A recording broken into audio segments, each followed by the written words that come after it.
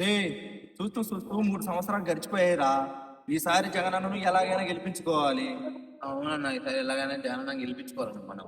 ఈసారి మరలా జగనన్న గెలిపించుకోకపోతే ఈసారి కూటమి చేతులు మళ్ళా అణచివేయబడతాము. ఆ బాధలు మనం ఇంకా పడలేంరా.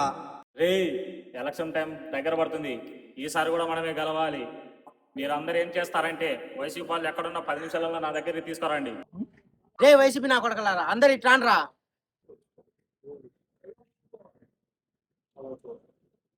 ఏంటన్నా ఇక్కడికి రమ్మన్నారు మమ్మల్ని?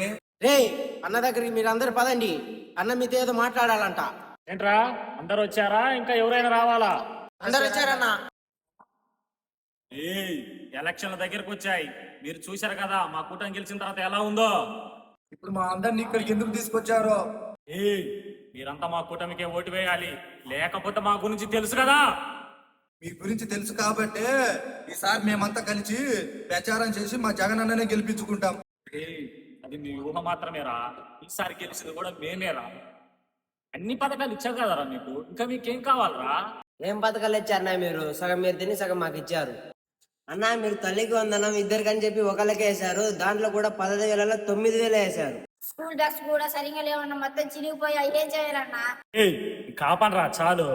మా ప్రభుత్వం ఇలానే ఉంటది, మా పథకాలు ఇలానే ఉంటాయిరా. మీరు కొట్టినా తిట్టినా ఈసారి జగనన్న గెలిపించుకుంటాం. జై జగన్. నీకెంత డబ్బు కావాలో చెప్పండి రా, పడేస్తా. మందు కావాలా? ఏం కావాలో చెప్పండి. ఈసారి మమ్మల్ని డబ్బుతో మందుతో మీరు కొనలేరు. మీరు మాకు ఓటు వేసినా వేయకపోయినా పర్లేదురా, మళ్ళీ ఈవీఎంలు మార్చేస్తాం, మళ్ళీ మా కూటమిని గెలిపించుకుంటాం.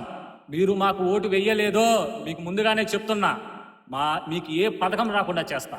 సరే అన్న, చూద్దాం. ఎలక్షన్స్ దగ్గరకు వచ్చాయి కదా, సరే చూద్దాం ఎవరు గెలుస్తారో. సరేనా, మేము వెళ్తున్నాం. వీళ్ళేంట్రా ఇలా ఉన్నారు? ఎలాగైనా మళ్ళీ మనమే అధికారంలోకి రావాలరా. సరే అన్న.